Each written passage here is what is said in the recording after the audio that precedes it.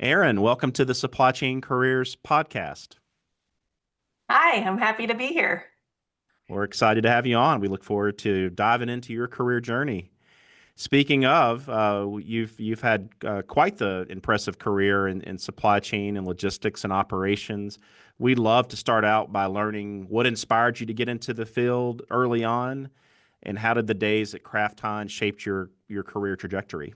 Yeah, well, so my early on, I never had any intention of being where I'm at. My early on was I was an application developer out of college, and so I joined Kraft. Back then, it was just Kraft Foods, and I joined Kraft in their IS department as a software developer. So we were heavily. This was a million years ago, and we were heavily on the make side of make versus buy. Um, And so back at that point in time, all of our internal operations and logistics applications were all custom made in house. So I was a developer. I was there probably towards the end stage of that phase where big companies did their own in-house software development. And in my first 2 years, they transitioned to a buy strategy and an outsourcing. So everything was, they wanted to convert everything to a purchase software, and they outsourced all of their tech to Infosys. And so a lot of my coworkers were reorged into different roles or out of the organization. I was given the opportunity to stay. They sponsored my MBA, and I ended up moving into many other roles, some enterprise technology roles, roles supporting mergers and acquisitions and divestitures, pure ops roles, all sorts of different things. So I think the only thing they ever had in common was that most of the roles I did were an ops, a people and tech intersection. So whether it was implementing our first ERP, or it was, like how do we weave in or weave out certain parts of the business. But there was always like an operations and technology intersection, and that was where I really played well. If you think about your early people leadership roles, um, in terms of your leadership style and approach, was there a manager, a boss you had who you said, this person does it right? I want to role model some of the things that they do as I start to lead teams in a more formal way. Oh, definitely, definitely. I think I was really fortunate at Kraft Heinz or at Kraft in the early days. I had quite a few managers that were very like students of servant leadership. I wouldn't say anyone actually like quoted servant leadership, but when I go back and I look at the different leadership styles and like what was really like what fit the shape of what I was, some of my best leaders, it was a servant leadership style. And I had one boss. He was great. He had some really good stuff for me over the years. I think he was my boss twice.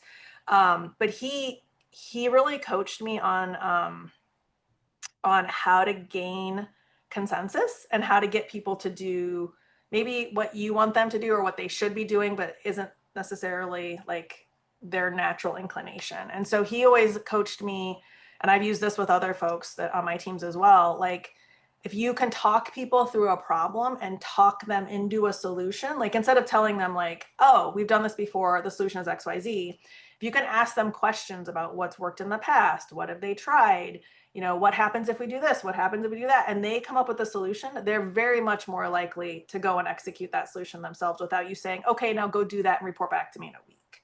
So he really kind of was that, especially when you get up in front of a challenging group, which a lot of times when you're going through, especially like M&A or transformation activity or things like that, you're up in front of a group of stakeholders that have very differing views of what success looks like in this room for them personally and for their functional organization. And you have that conversation and you can weave people through all the different objectives and opportunities and outcomes and, things like that. And that group can gain consensus, or, they can align on something. You then have a go forward plan that people aren't going to fight you on every step of the way.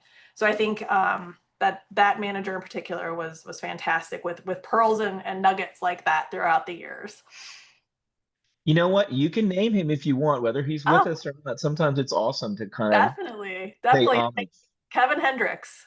Kevin Hendricks. He was a craft guy that he'd started with the company back when believe he was fresh out of high school. He was a part-time dock worker in the Chicago Kool-Aid factory.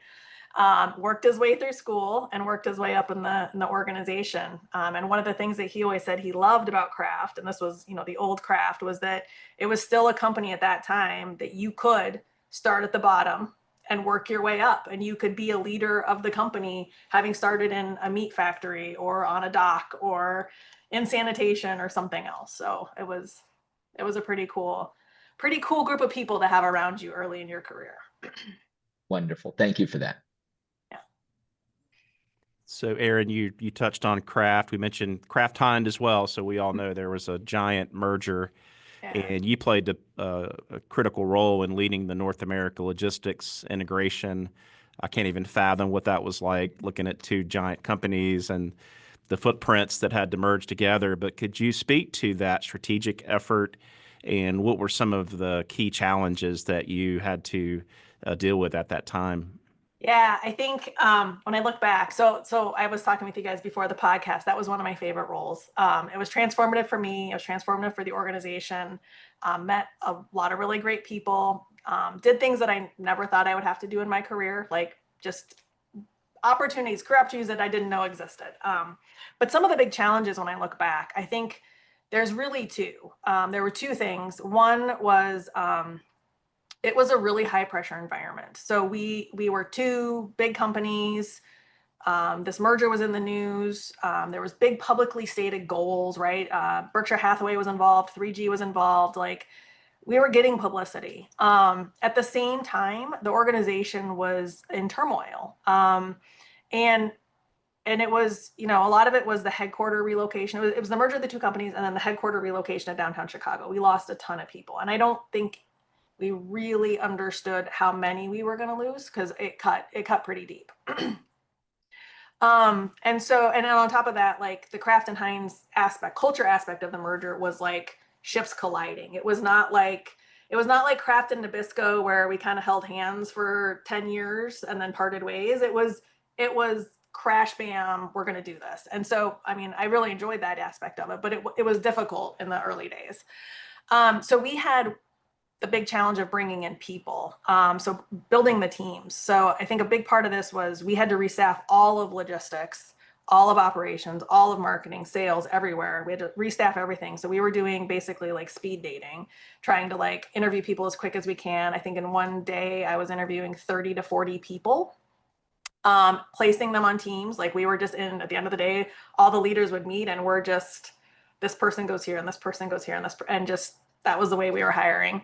And then for that, like, for my particular role in this, my team needed to be very nimble, quick problem solvers, quick decision makers. We had objectives we needed to meet. We needed to be comfortable with driving things forward, assessing situations. And so just, looking for those people that had that skill set. And that was really when I started myself refining the things I look for in a team, right? Like, I mean, there's a lot of things you can teach people. You can teach people logistics and trucking and warehousing and all that kind of stuff. But the things you can't teach people are drive for results. Like, you can't teach that into a person. You have to find that person that has drive for results.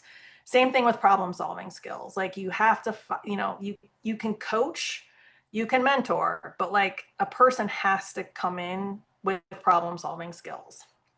And then the last one was the ability to identify and deliver win-win situations or solutions. So whether they're at the table with a peer or someone that reports to them or a vendor or an entire leadership team of people that they're completely intimidated by, like, can they identify what those folks need to get out of the conversation, what they need to get out of the conversation, and come to that middle ground where everybody leaves the room and says, I got what I needed from this.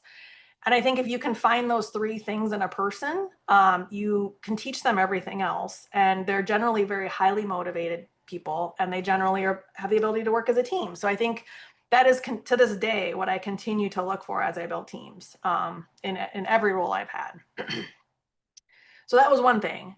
The second challenge, the second concern was that, and this is a little bit more like, this is a little less theoretical, a little bit more like tactical, was that we had a plan for this integration of Kraft and Heinz that was put in place in partnership with a consulting firm. So I kind of walked in and this plan was 80% of the way done. And if this plan was executed, it was supposed to deliver on these huge cost saving objectives. My team and I started executing on the plan, and there were multiple tenets of it. But there was a big piece of it that we realized very quickly. We went and we executed a couple parts of it across the network and realized very quickly as we were doing the check portion of the results that it was not going to deliver the results. So we went back, we retested some numbers, we reran some assumptions, all sorts of things. This was not going to work. And so we knew that our runway was really short here, and that we had to do something quickly. So there was two things, right? So I'm sitting here at night, I'm laying in bed, I'm like, oh my gosh, I have this great new job. I have all these new people I just hired, and we don't have a great plan. And so the two things that I needed to figure out is, one, how do I communicate that we need to change course? So how do I tell people that are already bought in and invested in this that we got to do something different? And then the second one was, my expectations don't change. I already know the answer. They're going to say, okay, fine. The end result here is, okay, fine. Now what are you doing about it, Erin? So first part on the communication, we're able to get through that. It went fine. We used data, right? It's always great to take emotion out of it. We use data. Here's the assumptions. Here's what happened when we execute it. Here's what happens if we execute the rest of the plan. We're not going to get there. The second one was we had to get really creative and come up with some projects. So luckily, again, had really great people on the team, had really great relationships in the organization. We're able to come up with some substitute plans, a couple different ones that were able to deliver on the results and that we were able to execute in time. But yes, those were the things that stand out to me from that Kraft Heinz merger experience. I would imagine a lot of late nights as well. Some late and nights, weekends. Yeah. Not as many as you think. I tend to pretty high energy. I can pack a lot in a work day. Well, that resonates, having done some large scale stuff in my experience.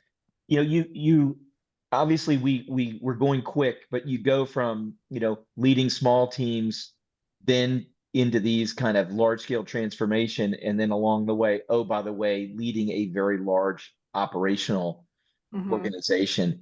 And I know I've talked to lots of people that are like, when I got into that seat, I was like, gosh, do I have everything I need to get it done? Somebody thought you either did or had the potential. When you think of leading a big footprint like you talked about, what are the organizational operational skills that you had to build along the way to really drive that? And what I also hear you saying is you guys were in that mode of, we got to run the business, but we got to change the business at the same time. So I'm curious if there are a few things that you reflect on there. Yeah. So leading that footprint, I think the thing that I had to rely on the most was influence and partnerships, right? That is not a job you get done on your own, no matter how much you want to force it or pitbull it or push it through. You really have to have partners. And at Kraft Heinz, a lot of it was my logistics partners. You have to have vendors that you can trust. You have to have people in the organization. You've got to build those quick relationships, especially when the organization is in turmoil and you're trying to execute projects that touch commercial agreements and things like that. So I think, when I was in it, realizing quickly, like, I've had a lot of roles where, me and my team could do a lot of things. In this role, we could do a lot of things, but we couldn't do them. Like the things we were trying to do, we could not do them without really good relationships with 3PLs, really good relationships with the demand planning team, really good relationships with manufacturing, with the commercial teams, with customers. Like, we really had to be good communicators, good problem solvers, be people that were trusted to deliver solutions, and knowing that if it didn't work, we weren't just going to walk away. So I think that was really kind of the lesson learned for me there, and skills that I took into future roles. So I'm going to go off script here. In your prior answer, you highlighted 3 differentiating capabilities that I would put in that leading self bucket. And then you just talked about a key attribute in leading large scale organization. Those are all what we would in today's world call soft skills, I think. And in the world of today where we're reading about the AI is taking over, it seems like AI is never touching those things. So if I were a younger professional, I could still make big bets on saying if I can invest and build those intellectual capabilities that you talk to, I probably am going to have a place in the future. I know we're off script there, but what are your thoughts on that? So I 100% agree with you. I think about this a lot because I have 3 teenagers. So I'm always like, what do I tell my kids to do? I also think back on my career, and I started with a tech background, right? And that is a set of tools in my toolbox that I have had and relied heavily on for 25 years now. So when other people are coming in and they have degrees that don't have that tech background and they're like, I got to go build these skills, I've had them. I can pull data, I can manipulate data, I can understand, interfaces and, user interfaces and all sorts of stuff that I just take for granted, right? So I think those are super important skills. But I think the things when I'm looking at what's coming out of college right now, out of, younger talent, I see a lot of tech skills. I see a lot of folks that can build and do really cool things. But what I really need them to have is, or what I want them to do, I guess. What I'm not saying it's missing. I'm saying these are things that I would recommend they do, is get that experience early on as a line leader or team leader. So I think operations experience, even if it's a summer job in college or high school or wherever, having that, like, I did the work, I then coached or mentored the people doing the work, I was accountable for something, I think is really important. Because when you're a leader and you're trying to motivate teams, and it's really important that I've been there, done that. Like, it goes a long ways. And so I think that's important. I think honing your problem solving skills. So it's one thing to say, like, I can do this thing and I have a hammer and I'm going to hit every nail. It's another thing to say, this might not be a nail today. Like, this might be something else and I need a different tool or a different solution. So having those problem solving skills, really understand what you're going after. And then my other one is, and I see this a lot, is people that get bogged down in, like, analysis paralysis. So again, we have a ton of data today, like, so much data, like, you can get it to tell you anything almost, but, like, a lot, how do you actually glean out of that? Like, what is important? What is going to move me forward? Where's the bottleneck? Things like that. And I feel like if you find yourself getting bogged down in analysis paralysis, try to get a coach or something to help you through, or, some way to get out of that. Because I think as you move into executive roles, you're going to have to make decisions. You're going to have to make decisions fast. You're going to have to make decisions with incomplete data. And so I think that's also just very important. If you find that you want to continue to move up past a manager or a senior manager and into those more executive decision-making roles. Now that's wonderful. I would put a real big underline on that context statement you made. When you and I started, you did start on the shop floor, whether you're in a manufacturing plant or fulfillment center at DC, whatever your terminology was. And a lot of kids in the last 10 or 15 years got into this analytics world, tech world, consulting world, where you could avoid those stops and the jobs were extremely attractive. Yep. And I think what we're seeing now is it's going to be back to the future is, if you've been on the floor, even for 3 to 5 years, it will be a huge differentiator for you. So Yep. thank you for calling that out. Agree. And I find when we find those people in the marketplace and we hire them, they hit the ground running. Like, they're so much faster at uptake on what needs to happen and when we get productivity out of them. So yeah. So, Erin, you made a pretty big shift, and from the recruiter seat, I don't see this move too often, moving from, kind of the shipper side, the brand owner side, into the logistics service provider side of the house. But would love to hear, what motivated that change, and what kind of, how have you leveraged that background with Kraft Heinz to be successful in the COO role at YMX Logistics? Yeah. So the why I made the move, like, this seems to be, like, the number one question that people ask me, especially when I run into them out at, like, trade shows and things like that. They're like, what are you doing? But it was one of those situations where I feel like, especially looking back, the stars kind of aligned. I I loved the work I did at Kraft Heinz. I had amazing experiences and opportunities, but I was definitely in that spot where I felt like I'd done all the things I wanted to do. And there just wasn't anything else out there that really excited me. And came upon a time when my direct leader was leaving the company, and we'd had some conversations about my personal, like the goals I put in my development plan every year, and one of them was I wanted to influence top line growth. So in operations at Kraft and Kraft Heinz, you're always cost cutting. Like you're optimizing, you're cost cutting. You know, you're doing it day in and day out, whether it's tactical or strategic. And I feel like I'd done that. I was really good at it. Like I knew that world extremely well. And I'm like, but how do I get to a point where I can influence top line growth? And that's really not at a company that size. That's just not an opportunity that exists from an operations standpoint.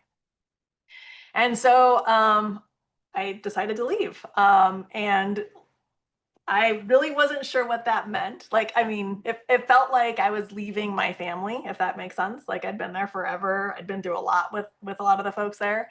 So it was really hard. And as I was leaving, I had several conversations with other large food companies about roles very similar to what I'd done at Kraft Heinz, or, you know, in that same realm. And it really felt to me like they were very plug and play. And I'm sure that it would have been fine. I'm sure I could have gone and done those. And in 6 months, I probably would have been like, wow, this isn't really the big change I wanted, but I would have been good at it. I would have been successful. It would have been fine. But what I did instead was I instead decided to go on a path of like self introspection. I set up one-on-ones or interviews with people. I ended up doing about 45 of them, 45 or 47 of them, something like that. It was a lot. I documented them. A lot of them were former Kraft or Kraft Heinz people. Some were people in industry that I'd interacted with over the years, whether I was the customer or their supplier or whatever.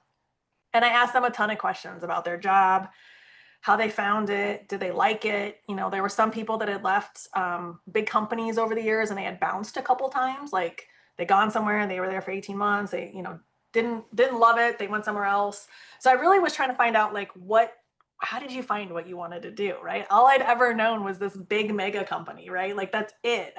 And big mega company with tons of resources and like, you know, kind of everything all figured out. And I'm like, how do I even know if that's what I want? That's what I chose when I was 20 years old.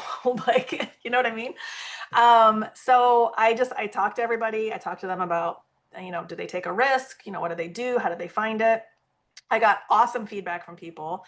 You know, I got a lot of people offered connections, resources, questions to ask myself, tips on what to listen for and ask in interviews to avoid some of those like pitfalls along the way. And it made me realize that, you know, what was really important to me was that I work with people I can learn from. So like I wanted a manager who I could learn from, who had experiences that I hadn't had before in the past, that I had peers that had experiences that I hadn't had in the past, and that I could learn from them. I also learned that I really love building things. So like I want to, you know, give me a big problem, give me a big challenge, I want to build a strategy, I want to build an organization. And then I also learned as I talked to people that the big brand didn't matter.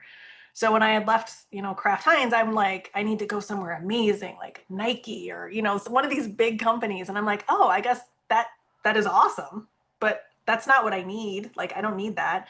I'd really rather take take a risk in exchange for a higher degree of autonomy and control over my destiny. So like to me, as I was going through all these conversations, I realized I was seeking like I wanted to control my destiny. I wanted to build something amazing.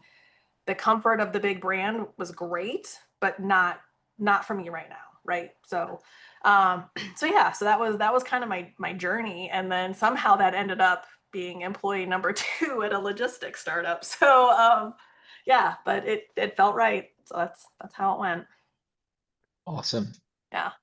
Well, talk to me about the day-to-day at Yeah. YMX versus the day-to-day at Kraft. You know, how does that look and feel the same? How does it look and feel Oh, different? Yeah. no, it's so different. So the difference is huge. YMX was tiny when I joined. Like it was Matt Yearling, the CEO, and it was me. So there was 2 of us. And we're still tiny today. I mean, we're much larger. We're closing in on 400 employees 18 months later.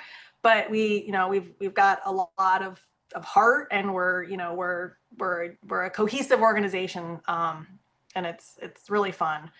But right away, so I joined right away. We had an acquisition, and we bought a very small trucking company. And the first order of business was professionalization. So I come in, there's no HR in this company. There's a patchwork of non-integrated systems and processes. So just very kind of haphazard. And we had to just quickly professionalize the entire thing in order to use it as our platform for growth. So, I mean, everything from HR policies, wage standardization, upgrading our TMS, getting things off of the premises into the cloud, like integrating all of our safety and routing and everything else. Like we just, plus all of our financials and how we report on things. And just, it was just a huge undertaking. And there was no, unlike anything I'd ever experienced in the past, when like you have an IT group, you have an HR group, you have a procurement group, none of that. We built all of that. So yeah, so it was kind of crazy and super fun. So we built the capabilities, we built the playbooks. We're using them to scale today. At the same time, we were building the brand, we were engaging customers, and we were creating our culture. So it's been 18 months. It's been 10 years crammed in 18 months, but it's been great. It's really been exciting. It's everything that I wanted and I needed, and I really kind of credit both the opportunity to be here, but also that time I spent and that effort and everyone that helped me understand like what I was looking for. So In terms of going from, as we say, being served to serving, right?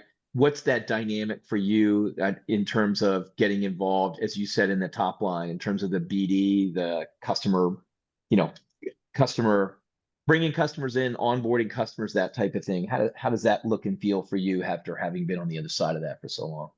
So it's great. I think just about everyone at YMX is, engaged in our sales, and everyone is customer facing at this point. We're just that small. But yeah, so I mean, going on sales calls, going to conferences, meeting with people, like, reaching out to peers in industry or former peers, it's all been part of the process of building the organization.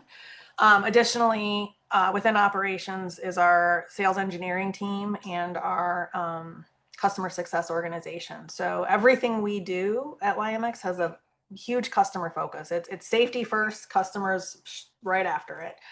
And so we're always, every person on our team knows how important the customer is, and knows that every interaction we have is critical, and our number one job is to deliver for the customer. That's fine. Yeah.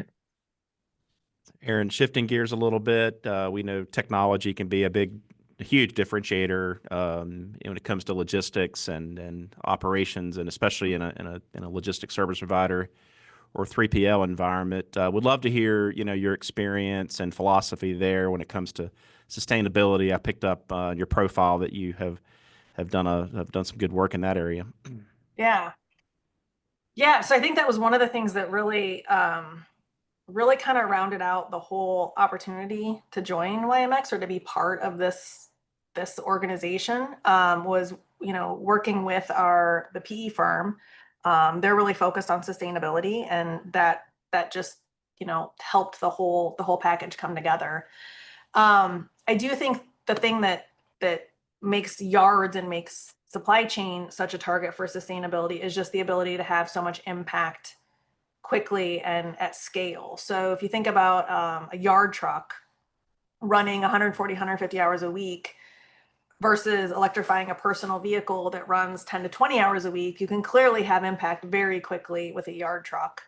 And that payback is much faster. So from a dollars and cents and impact and everything else, like, we're in the right space to have that sustainability impact. To me, it's a no-brainer. And I'm going to go off topic just slightly, but I really appreciate, like, we've had some challenges in with regulations and with incentives and things like that, that we're here and they're going away or they're in question. And I've really appreciated customers and potential customers who've said, you know what, it's the right thing to do regardless. We're going to electrify regardless. And to me, that's just such a refreshing thing, because we know that, but like to hear our customers say, no, no, no, we're gonna move forward anyway. And it's just been fantastic. But back to sustainability, I think the other piece that I think Matt and I really aligned on early in the beginning, and he was the CEO of Pink and I was his customer. So that's how we met originally, was I was his customer when I was at Kraft Heinz. But I think the piece that we aligned on early is sustainability and technology aren't just electrify the yard trucks. There's an element here of we can do the work more efficiently. So like, we can take yard trucks out of the equation. We can take hours out of the equation. It's new to this industry that we're in, because a lot of the service providers, they're selling trucks and they're selling hours, and that's how they make revenue. And Matt and I had the conversations early on where we said, okay, when that opportunity comes up and we know we can do it better with fewer hours, fewer trucks, and it's going to hurt our revenue, are we going to do it? And we said yes. So I think that's the thing that makes us different, is we're not afraid to take assets out of the equation. So not every yard is a candidate for electrification, but every yard is a candidate for, how do I reduce the hours or reduce the assets? Doesn't mean you always can, but you can always look at it. I'll also go off topic, but I'll build on that. I just saw a project for a very large internal campus operation that might have 50 or 60 of what you and I would call a yard operation. People doing drop and hooks inside of and it had not been a huge focus of optimization, and there was a massive, totally controllable opportunity in there. So I think it's a good lesson for folks that everyone's looking for where's the next space where I can do something, but almost everybody has to deal with some aspect of a yard. So you got to serve the customer. So customer service, customer success metrics. The green piece is important in terms of, being more sustainable, but you still got to make the P&L work with the client. Mm-hmm. Yeah. And when your teams are faced with those decisions on a day-to-day basis, in terms of how do I make all of this work, right? So we're actually winning over time. Mm-hmm. How do you coach your team to think about, again, back to their decision-making in both the day-to-day and maybe the midterm? Yeah. So one, it's always safety first, right? We employ drivers. We're on yards that have people and equipment interacting. So it's always, always, always, always safety first. Second is always customer first, right? So it's safety, customer, and have that face-to-face with the customer. So we're a big feedback culture. So I'm always coaching folks, have the face-to-face, ask for their feedback, things like that. So get the customer first, but then we have, I still manage to a fairly far down in the organization. I have weekly check-ins with our supervisors across the country. So they have a direct line to me at least once a week, where if there's something that's not feeling right or isn't working, we can talk through it in that call. And usually if there is something, they're probably not the only one that's had that concern. So, I still manage, all the data. We've got all of our enterprise data, we've got our financial data, we've got our safety data, our fleet data, and then we get into the how is it going supervisors, right? We all review the data together, and then tell me what's happening. Tell me what's happening with your customer interactions, tell me what's happening with your driver interactions, tell me your concerns, tell me your opportunities. And that's how we maintain that connection, and we make sure that we're all aligned. Obviously we have to scale that, right? So at some point we're going to have to come up with something different, but right now this is working. Thank you. And that's a perfect segue into our next question. We're, looking ahead, there are lots of rapid innovation within logistics and supply chain. Where do you see things heading? We've talked about electrification, yard visibility. We've touched on AI, but what do you see shaping the careers of professionals down the road? So I think the biggest thing that I see today, or the biggest thing I'm hearing, at least for the last year, is there's a lot of decision fatigue.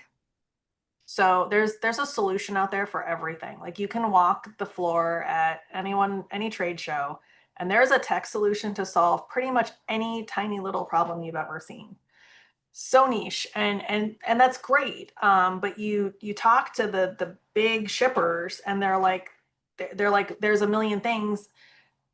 They're all integrated differently. They all do different things. They all somewhat have different commercial arrangements sometimes. Like, I'm shocked at some of the variation in commercial arrangements. And so they're just like, I don't know what to do. Like, I'm just not going to make a decision. And so one of the things that we're trying to do as an organization at YMX is we're working with some of our bigger customers right now and pulling in the bits and pieces, the best fit for what they're doing, and kind of packaging it up and giving them a turnkey, low touch, low integration solution so that they can get those solutions in their supply chain, but they're not out there actively managing 3 different software vendors. And then there's this AI camera vendor, and then there's this, and then there's that. It's like, we'll manage that for you. You'll work with us, we'll provide the solution and the services, and then you've just kind of got, you don't have to worry about it, basically. But I think that's really, it's the decision fatigue. There is so much out there today. I have absolutely heard that, and I heard someone who's probably at a peer level of yours, and he said, my other reticence was early on, I was very bullish, and we made some bets, and they didn't turn out well. And so he said, ultimately, the CFO was saying, I'm not as comfortable when you bring me your big bet anymore. So he said, I got really tired of kissing frogs in the new tech space as well. Oh, interesting. Yeah, that's very interesting. So it's funny. It's just, as you said, it's overwhelming at this point. Yeah. Well, we talked a little bit about talent, so I don't want to. I want to make sure if you can put a fine point on it in terms of getting the best people. And the market is different.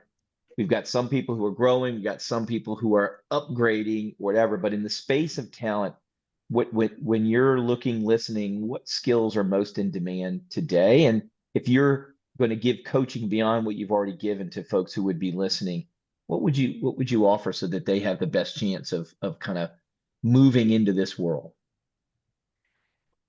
Yeah. So I kind of said before, like, there's a lot of really great tech talent out there. Like, a lot of programs, supply chain programs, even operations programs, have a focus on data and technology and things like that. But it is that soft skills. So it's communication, leadership, organizational agility, negotiation. It's really getting those. If you can find those people, those are the ones that are I think, gonna be successful and move up through organizations. You mentioned you have kids who will hopefully enter the field. I have a few who are in the field. What do you want to see them do more of, do less of, so that they'll be ready when the time comes? I don't know. That's such a great question. I feel like I'm too close to it. I do. I'm gonna probably overshare right now. So my 17-year-old is working part-time in one of our maintenance shops. So he's learning from the mechanics. He's doing all of their bidding, their clean. I think he does a lot of cleaning. But he's enjoying the view into what does it actually take. It's not, mom on conference calls and mom flying around and mom doing podcasts. There's a lot of work that gets done, and it can be gritty work. And so he's really enjoying that. He's getting the hands-on experience. So. Well, I think you reemphasize that point. If all else fails, get yourself a hands-on kind of situation. So wonderful. Yeah. Well, Erin, as we wind down, we like to kind of leave with this question. Is there, for someone starting out on their career, and you've touched on this already, but is there any one big piece of advice, or 2 or 3, that you'd like to offer? Yeah. So going back to the Kevin Hendricks discussion in the beginning, very, very impactful in my career. He always told me to not be afraid of the stretch assignment. He said, I've lived my whole career here saying yes to everything someone asked me to do. So when some leader would call him up and say, hey, Kevin, can you go down to Atlanta and try to fix this big problem we've got? He would just say yes. He's like, I had no idea what I was walking into, but I'd go do it. And so I've always just tried to kind of live that same motto, and I coach it to my teams as well. So, someone asks you to do something and you're like, I am not equipped for this. Like, I do not know what this even means. Just recognize that in 6 months, when you're through it and you're successful, you're going to look back and you're going to say, that was a transformative experience. My perspective has changed. The tools in my toolbox have grown. And I am now a different person, a different leader, a different team member. Like I bring more to every team I'm on by taking on these assignments. So I've always, always, always tried to live by what Kevin says is take that stretch assignment, don't say no. Wonderful. Yeah, that's flawless advice. Erin, where can our listeners go to learn more about YMX Logistics if they are your next customer? Yeah, definitely. So we are very active on LinkedIn. So you can go to YMX Logistics on LinkedIn, follow us. We have a lot of industry publications, a lot of information there. We're also at ymxlogistics.com. You can request us to do a site analysis for you or a quote if you'd like. You can get to know us a little bit better there. I think those are, or you can reach out to me. You can reach out to me directly, and I'd be happy to talk to anyone about YMX Logistics and what we offer. Well, thank you, Erin. Actually, I'm curious, how did you come up, or how did they come up with the name YMX Logistics? I think it's yard management excellence. There you go. What it is, yes. And so we did not have like, just full transparency here. We did not have a name. We had all these like placeholder names until I believe the day we closed our first acquisition. So it wasn't, I mean, it was a last minute decision. I think YMX Logistics was on the list, but I think it was last minute that's what went in the document. So very, yeah. Love it. Yeah.